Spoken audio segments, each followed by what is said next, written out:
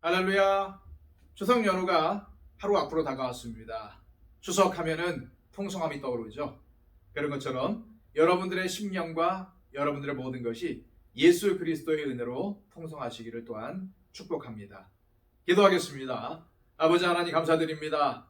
오늘도 예수 그리스도의 넉넉한 마음, 예수 그리스도의 그 크신 사랑으로 인하여서 기쁨을 맞이하게 해주시고 평안한 하루를 시작하게 하심을 감사드립니다. 오늘도 우리들 주님 안에 있습니다. 주님 다스려 주시옵소서. 오늘도 주시는 말씀을 통해 순종의 역사를 써내려가게 하여 주시고, 오늘도 예수님과 동행함으로 날마다 예수 그리스도의 향기를 이 세상에 풍기는 우리가 되게 하여 주시옵소서. 오늘도 우리에게 부탁하신 사명을 잊지 않도록 하여 주시고, 이 땅에서 사는 동안 하나님 나라의 확장을 위해서 예수 그리스도의 기쁨을 전하는 그런 삶을 살게 하여 주시고, 오늘도 예수님의 사랑을 전파하여 많은 사람들이 예수님께로 돌아오는 그런 은혜가 있기를 원합니다. 주님, 오늘도 우리를 주님의 도구로 사용하여 주시옵소서. 주님의 영광만을 드러내기를 원합니다. 오늘 하루도 살아가는 동안 주님 동행해 주시고, 오늘도 하나님 편에 넉넉히 설 수 있는 우리의 삶이 되게 하여 주시옵소서. 예수 그리스도의 이름으로 기도하옵나이다. 아멘. 다 함께 찬송가 96장 찬양 드립니다.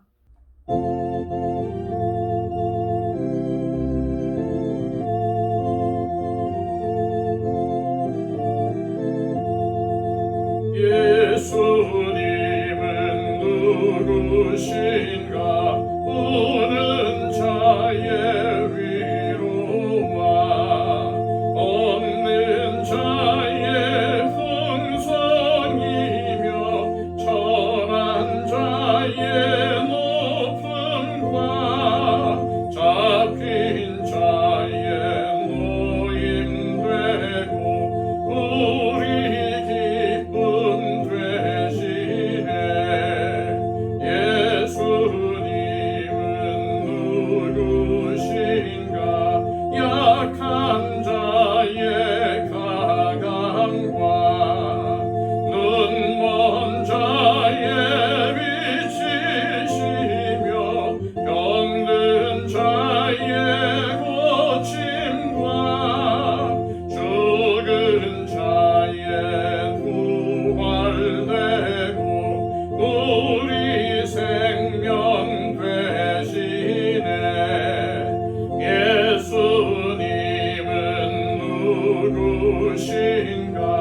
주한 자의 정함과 죽은 자의 생명이며 죄인들의 중보와 멸망자의 구원되고 우리 평화 되시네. 예수님은 누구신가? 온 교회의 머리와 온 세상의 구주시며 모든 왕의 왕이요 심판하실 주님 되고 우리 영광 되시네.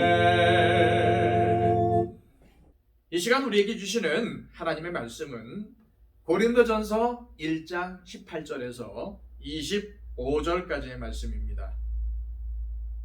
구약성경 263쪽입니다. 십자가의 도가 멸망하는 자들에게는 미련한 것이요 구원을 받는 우리에게는 하나님의 능력이라. 기록된 바 내가 지혜 있는 자들의 지혜를 멸하고 총명한 자들의 총명을 폐하리라 하였으니, 지혜 있는 자가 어디 있느냐? 선비가 어디 있느냐?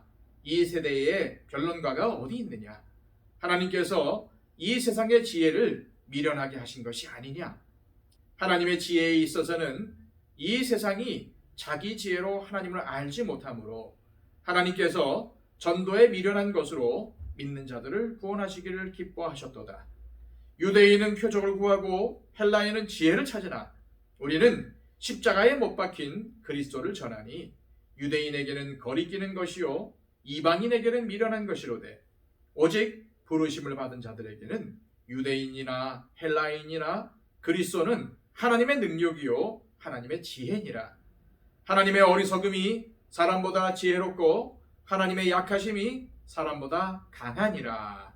아멘. 기독교의 상징이 십자가라는 데는 큰 이견이 없을 것입니다. 어떤 건물이 예배당인지 아닌지 알 수 있는 가장 확실한 방법도 십자가가 달려있느냐 없느냐를 보면 되죠. 이처럼 십자가는 기독교와 뗄래야 뗄 수 없는 최고의 상징인 것만은 분명합니다. 그럼 십자가가 왜 기독교의 최고의 상징이 된 것일까요? 그것은 예수님께서 십자가에 달리셨기 때문입니다. 예수님께서 우리 죄를 대신 지고 십자가에 달려 죽으셨지만 사흘 만에 부활하셨습니다. 그래서 십자가는 우리의 자랑일 수밖에 없는 거죠. 요즘은 십자가를 달고 다닌다고 해서 사람들이 수치스럽게 여기거나 멸시하는 분위기는 아닙니다. 꼭 기독교인들이 아니더라도 많은 사람들이 십자가를 장식용으로 애용하고 있습니다. 십자가를 몸에 달기도 하고 집이나 차에 걸어놓기도 하지요. 하지만 예수님 당시나 바울 당시만 해도 상황은 전혀 달랐습니다. 당시의 십자가는 사형수를 처형하는 처형 도구였습니다. 로마에 반역했거나 극악무도한 죄를 지은 자들에게 먼저 채찍질을 가해서 만신창이로 만든 다음 옷을 벗기고 십자가에 매달아서 공개 처형을 했습니다. 죄수가 죽을 때까지 극심한 고통과 수치심을 느끼게 해서 그것을 바라보는 사람들에게 경각심을 갖게 할 목적으로 십자가형을 실시했던 것입니다. 그래서 사람들은 십자가라는 단어를 입 밖에 내는 것조차도 극도로 꺼렸습니다. 게다가 아주 혐오스럽게 여겼죠. 그렇기 때문에 바울 시대에 십자가의 도를 사람들에게 전한다는 것은 말도 안 되고 정말로 미친 짓이었을 것입니다. 차라리 십자가를 감추고 예수님을 전했더라면 현실적으로 사람들이 예수님에 대해서 더 귀를 기울이고 더 잘 받아들였을지도 모릅니다. 생각해 보십시오. 내가 기독교인이라는 것을 잠시 내려놓고 누군가에게 이런 말을 들었다고 가정해 보세요. 내가 당신에게 전하고 싶은 사람이 있는데 그 사람은 법정에서 사형 선고를 받고 교수형을 당했습니다. 그런데 그분이 다시 살아나셨어요. 그래서 우리를 죄와 사망에서 해방시켜 주셨습니다. 이제 우리는 그분을 믿어야 합니다. 그러면 죄를 용서받고 하나님 나라에 갈 수 있습니다. 어떤 사람이 이렇게 말했다면 쉽게 믿을 수 있겠습니까? 오히려 그를 정신병자로 보지 않을까요? 어떻게 죄짓고 사형당한 죄수를 구원자로 믿으란 말입니까? 당신 제정신입니까? 그러지 않을까요? 그런데도 바울은 예수님이 십자가에 달려 죽으시고 부활하셨다는 진리를 일부러 감추거나 회피할 이유를 느끼지 못했습니다. 십자가의 도는 멸망하는 자들에겐 미련하고 어리석게 보여도 구원을 받는 우리에겐 하나님의 능력이기 때문입니다. 18절 말씀입니다. 십자가의 도가 멸망하는 자들에게는 미련한 것이요 구원을 받는 우리에게는 하나님의 능력이라. 바울은 로마서에서도 이런 말씀을 전했습니다. 내가 복음을 부끄러워하지 아니하노니 이 복음은 모든 믿는 자에게 구원을 주시는 하나님의 능력이 됨이라. 이 말씀을 보면 당시에는 십자가를 부끄러워하는 사람들도 있었다는 점을 알 수 있습니다. 당시 로마의 문화는 정치, 경제, 종교, 학문 등등 대부분의 영역에서 최고를 달리고 있었습니다. 이런 강력한 제국의 법에 의해 십자가형을 당한 사형수인 예수님을 믿는다는 것은 말처럼 쉬운 일이 아니었습니다. 그래서 설령 속으로는 믿어도 겉으로는 안 믿는 척하기도 하고 사람들에게 굳이 십자가의 복음에 대해서 알려줄 용기를 내지 못했던 것이죠. 그런데 바울은 복음을 부끄러워하지 않는다고 했습니다. 오히려 복음을 자랑스러워했습니다. 왜요? 십자가를 지신 예수님이 모든 믿는 자에게 구원을 주시는 하나님의 능력인 것을 확신했기 때문입니다. 바울이 고린도 교회 성도들에게 전했던 메시지도 마찬가지였습니다. 십자가의 도가 멸망하는 자들에게는 미련한 것이요 구원을 받는 우리에게는 하나님의 능력이라. 멸망당할 자들에게는 십자가의 도가 미련해 보입니다. 어떻게 사형당한 주 예수를, 그것도 십자가에 달려 죽은 사형수를 믿으라는 거지? 그게 상식적으로 말이 돼? 반면에 복음이 우리를 구원으로 인도한다는 믿음을 갖고 있는 사람은 그런 비난이나 조롱에도 불구하고 십자가를 붙듭니다. 왜일까요? 십자가의 도가 구원을 받는 우리에게는 하나님의 능력이라는 사실을 확신하고 있기 때문입니다. 세상의 사상과 논리로는 예수님이 십자가에 달려 죽고 부활하셨다는 진리를 받아들이기가 어려울 수밖에 없습니다. 특히 과학적인 사고에 익숙해져 있는 사람들이 보기에 부활신앙이 쉽게 이해가 되겠습니까? 그래서 그들의 입장에서 본다면 그것을 믿는 우리는 바보 같은 존재인 것입니다. 따라서 바울은 멸망하는 자들에게는 십자가의 도가 미련해 보인다고 말을 했던 것이죠. 그런데 본문은 우리에게 새로운 관점을 제시하고 있습니다. 십자가의 도는 세상적인 지혜로 접근하는 것이 아니고 하나님의 절대 주권과 그분의 능력으로 바라봐야 한다는 것입니다. 사람의 판단이나 평가 기준이 중요한 게 아니라 하나님의 평가와 기준이 중요한 것이라는 말씀이죠. 이러한 태도는 구약시대나 신약시대나 똑같습니다. 구약의 역사를 떠올려 보십시오. 이스라엘이 왜 망했습니까? 하나님의 평가 기준에 심각할 정도로 미치지 못했기 때문입니다. 이스라엘의 왕들을 보세요. 세상 모든 지도자들이 다 그렇지만 그들에게도 공과 과가 있지 않았습니까?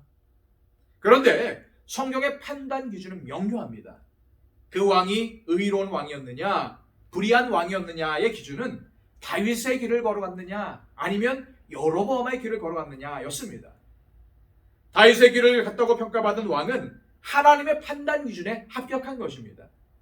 반면에 여로보암의 길을 갔다면 아무리 이 세상에서 큰 업적을 남겼다고 해도 하나님의 기준에는 불합격한 것입니다. 이처럼 세상이 왕을 평가하는 기준과 하나님의 평가 기준은 근본적인 차이가 있는 것이죠. 바울은 19절에서 이 점을 강조하고 있습니다. 19절 말씀입니다. 기록된 바 내가 지혜 있는 자들의 지혜를 멸하고 총명한 자들의 총명을 폐하리라 하였으니. 이 말씀은 바울이 이사야서 29장 14절을 인용한 것입니다. 이사야가 이 말씀을 전한 것은 남유다 백성들이 장차 무서운 심판에 직면할 것이며 그때에는 그들의 어떤 세상적인 지혜나 지식도 아무런 소용이 없을 것이라는 경고였습니다. 이것은 남유다가 멸망하게 된 원인이 하나님의 뜻, 즉 하나님의 계명과 지혜를 따르지 않았기 때문이라는 것을 보여줍니다. 그렇습니다. 하나님의 지혜보다 더 뛰어난 세상 지혜는 없습니다. 그걸 깨닫지 못하는 백성들은 망하게 될 수밖에 없는 거죠. 이 때문에 바울은 예수님을 아는 지식이 가장 고상하다고 했고 예수님을 위해 모든 것을 잃어버리고 배설물로 여기는 것도 예수님을 얻고 예수님과 하나가 되기 위해서라고 강조했던 것입니다. 이는 십자가의 도가 하나님의 능력임을 깨달았기 때문입니다.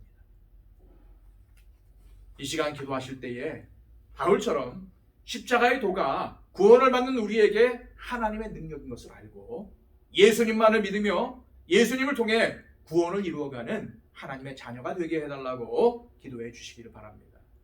또한 예수님을 아는 지식, 하나님을 아는 지식이 세상의 그 어떤 지식보다도 뛰어난 것을 깨닫고 예수님을 알기 위해서 더 많이 성경을 연구하고 기도하는 삶을 살게 해달라고 기도하시기를 바랍니다.